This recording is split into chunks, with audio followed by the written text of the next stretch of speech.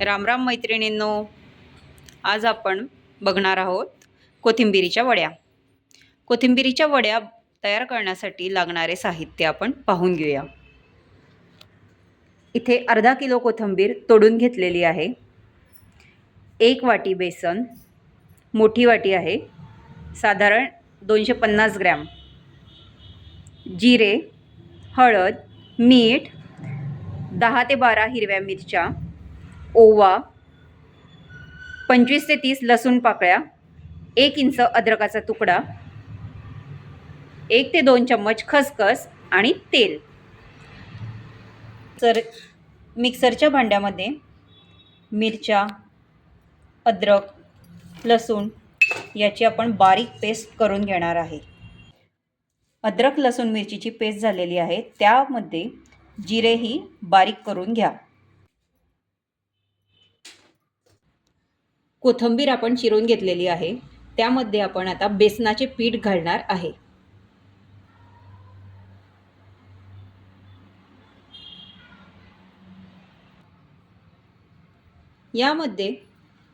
यामध्ये अद्रक लसणाची पेस्ट घालणार आहे. तसेच पाव चमचा हळद, चवीप्रमाणे मीठ, पाव चमचा ओवा. आता हे सर्व मिश्रण हाताने व्यवस्थित मिक्स करून घ्या. हाताने त्याचा गोळा तयार होईल असे मिश्रण तयार करा. याप्रमाणे मिश्रणाचा गोळा तयार होईल असे सारण तयार करा. रवणाची कन्सिस्टन्सी तुम्ही बघू शकता. वड्या नरम येण्यासाठी आपण साधारण 2 चमचे तेल घालणार आहेत.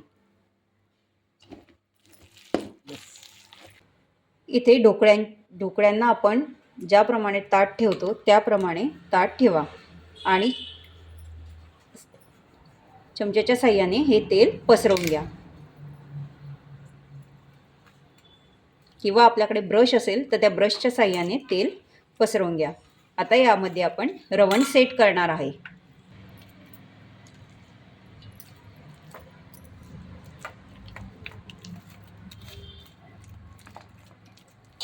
याप्रमाणे आपण ताटामध्ये रवण थापून घेऊया. यावर आपण खसखस स्प्रेड करा. यामुळे वड्यांचे टेक्स्चर छान दिसेल आणि चवीलाही छान लागतील. इथे आपण कढईमध्ये पाणी गरम करूया. त्यामध्ये हे ताटाचे मिश्रण 15 मिनिटे वाफवण्यासाठी ठेवूया. आता हे मिश्रण आपण कढईमध्ये वाफवण्यासाठी 15 मिनिटे ठेवले आहे. त्यावर झाकण ठेवा. याप्रमाणे आपण दुसरेही ताट वाफवण्यासाठी ठेवून घेऊ. 15 मिनिटे झालेले आहे. आता आपण याच्या वड्या पाडून घेऊ. आता या वड्या आपल्या तयार झालेल्या आहेत, वाफवून तयार झालेल्या आहेत. या आपण फ्राय करून घेऊ. इथे पॅनमध्ये मी तेल गरम करायला ठेवलेले आहे. आपले तेल आता तापलेले आहे. यामध्ये आपण वड्या फ्राय करायला घालणार आहे.